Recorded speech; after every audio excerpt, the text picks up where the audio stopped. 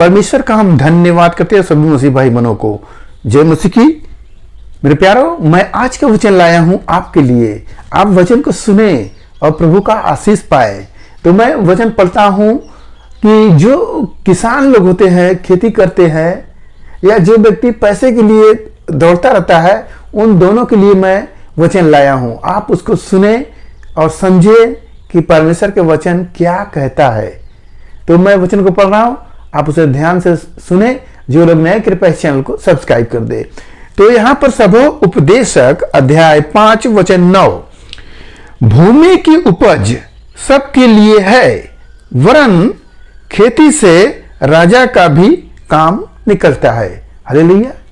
यहां खेती को लोग हल्के में सोचते हैं, परंतु यहां वचन बता रहा है कि उससे राजा का भी काम होता है पूरा। राजा, सोचिए, राजा के पास तो बहुत पैसे हैं, तो उसको भी तो अनाज की जरूरी है। कोई पैसा तो खाएगा नहीं, अनाज ही खाएगा। तो उससे राजा का भी काम चलता है। हालेलुया।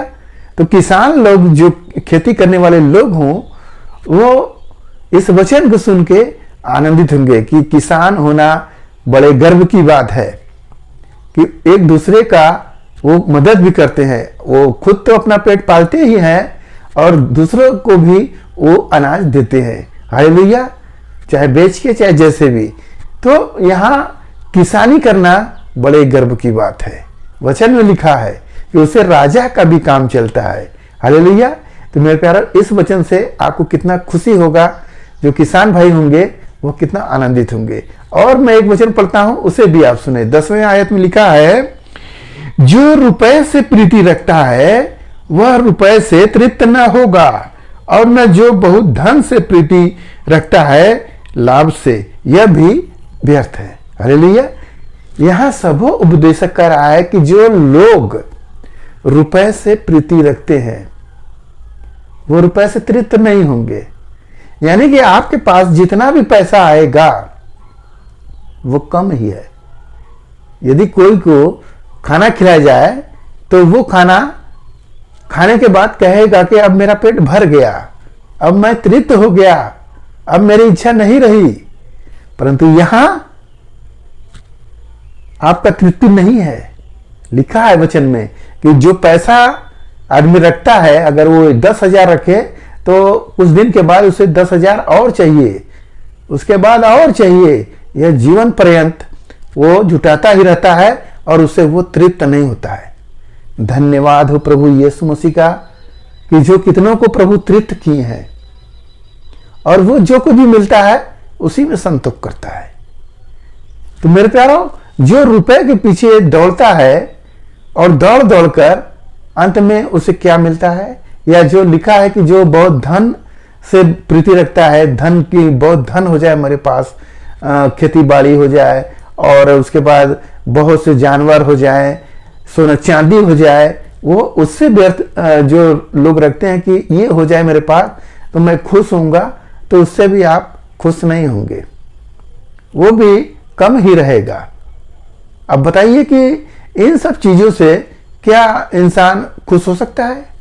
लिखा है नीति वचन में कि बड़े धन से उत्तम है आपका नाम, और रुपए सोने चांदी से भी ज्यादा है दूसरों की प्रसन्नता।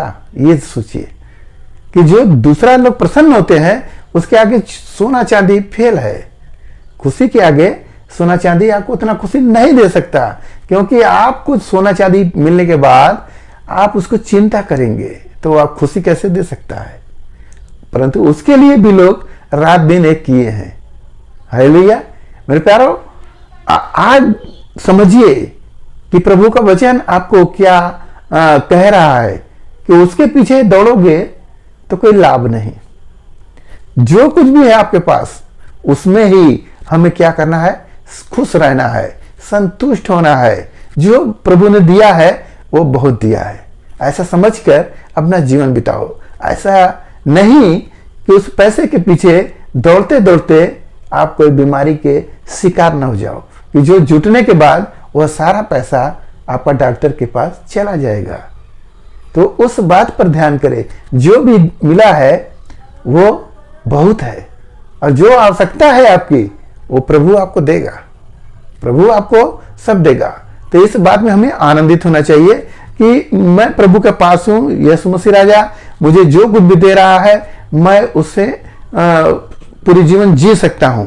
इस विश्वास के साथ हमें आगे बढ़ते रहना चाहिए। समय पर जो आवश्यकता होगा प्रभु कहते हैं कि मैं उचित समय पर मैं तुम्हें दूंगा।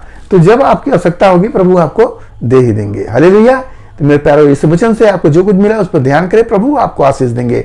आइए आपके लिए हम प्रार्थना करें।